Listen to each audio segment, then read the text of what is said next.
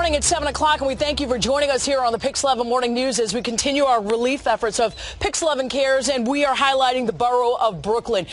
Just to give you some perspective, 305,000 homes were completely affected, either destroyed or affected or damaged somehow by Superstorm Sandy. And here in Gerritsen Beach, we're looking at 3,500 homes that were affected, and they're dealing with a lot of issues. You're looking at this house right here, the Butaro house. This is Lucia Butaro's house, and they saw a surge of about 13 feet. That's always up to the floor, and inside there's lots of devastation. Come and take a look here if you can with me. You can see there's no heat, there's no electricity, and you're dealing with a lot of mold. A lot of people want some answers and questions answered. A lot of people dealing with insurance adjusters, FEMA, and we're going to try and sort it all out for you, because 1 month later it's really about getting people back into their homes. Some homes like this you might not be able to get back into, but the story of other people is to try to get some sense of normalcy, and that's what we're going to be doing. We have team coverage for you this morning. We have Lucia Butaro in Coney Island, and we also have our Dan Manorino in Red Hook, Brooklyn. So come on back this morning as Pix 11 Cares continues its relief efforts. We are in the borough of Brooklyn, highlighting many of the challenges that they face 30 days later. Back to you, Tamsin and Craig. All right. With Sukanya in Gerritsen Beach. Sukanya. Yeah, good morning to you, Tamsin and Craig, and you're talking about the devastating loss. I mean, one of these houses that were completely flooded. I mean, if you think about it, 9 feet of water, you couldn't even stand in here. This water is still wet. Look at this.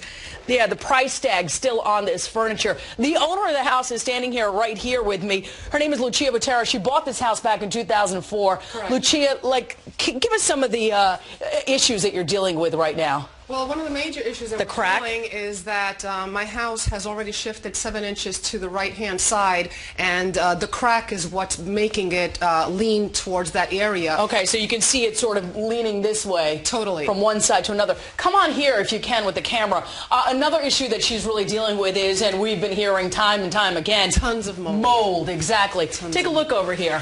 Right there. Yeah. Right and what there. are they saying about that? Well, it's creeping up, because even though I wanted to try and save whatever I had on the second floor, Sukanya, everything was wet. Like all the things I had, my wall hangings upstairs, everything is soaked, so I can't really save much. And if you take a look at this section right here, you could actually see my floors completely separating from my walls. Yeah, the foundation. So the foundation is shot. The foundation is right completely here. shot in the house. Yeah, you can see that right there. You can see it separating. This is unbelievable. We're looking at possibly a total loss. Yes, my feeling Wow. is that the New York City Buildings Department is going to come down and slap a red sticker on that door, and once that happens, the house will be condemned and she will have to be knocked down. And you were talking about this, and she was saying you worked 3 jobs to get this house, right? I worked 3 jobs to come up with the down payment back in 2004. I fell in love with the neighborhood. I love living close to the water. It's one of the best communities in Brooklyn, and it has turned into a war zone. It is completely destroyed. Completely you were destroyed. talking about a tsunami, like a wave of water coming this way. It was because we're right close to the bay, and we have the other side is also filled with water. So it was a tsunami that came down Nova Court. My street is only 2 blocks long, and it covered every single car that you have on the block. So none of these cars are in drivable condition. And Lucia and I are both tall women, and you can see, can you imagine water going all the way up to the 2nd floor? This is going to be unbelievable. I could just stand here and I could touch the ceiling. Also, look in this closet over here. Once again, we're dealing with more mold issues. Lucia, what are you going to do now? What are some of your frustrations? One of my frustrations is that I have yet to get the homeowner's insurance and my flood insurance people to come. We made numerous calls to the adjusters, and we keep getting the runaround, being put on hold, being transferred from one agent to the other agent, and it's already end of November, and the house keeps shifting, and my concern is that by the time they do come, there might not be a house for them to assess.